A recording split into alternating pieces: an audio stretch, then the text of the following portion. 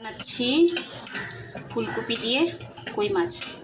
তো কড়াইতে তেল দিয়ে তার মধ্যে জিরে তেজপাতা ফোড়ন দিয়েছি।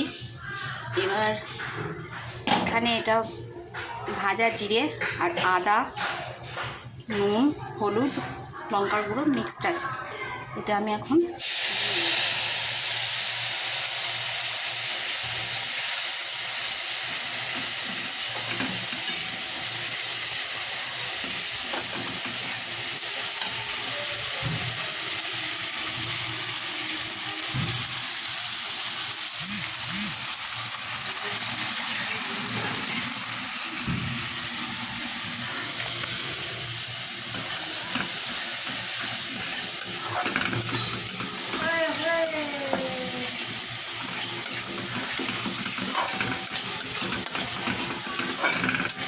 এটা ভালো করে ভাজা ভাজা হয়ে গেলে দেখুন ভালো করে ভাজা হয়ে যাচ্ছে, তেল ছাড়তে শুরু করেছে।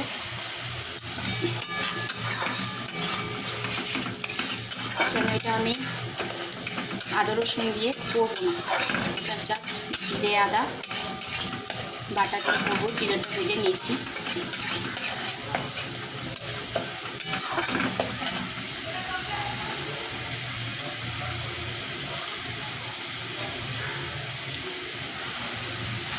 আর এখানে ভেজে রাখা কই মাছ আর ফুলকপি।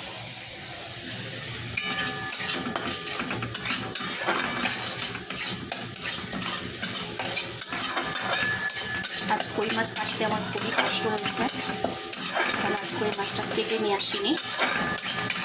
তো কই মাছ কাটতে গিয়ে আমার হাতে কাটা ফুটে গেছে, রক্ত বেরিয়ে গেছে।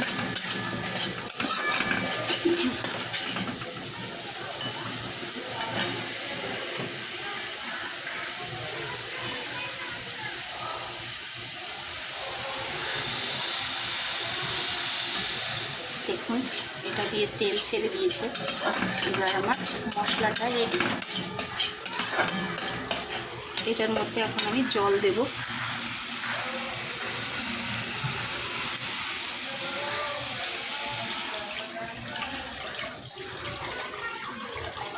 ব্যাস পরিমাণ মতো জল।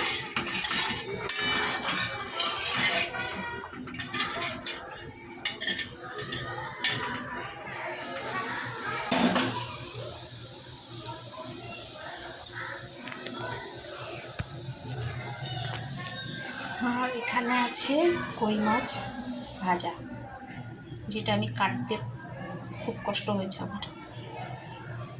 চলুন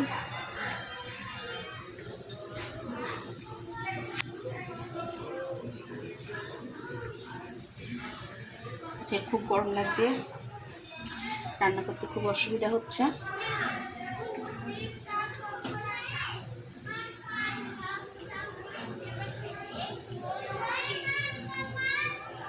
এবার এটার মধ্যে আমি দিয়ে দেব ফুলকপি আর কই মাছ যেটা ভেজে রেখেছি।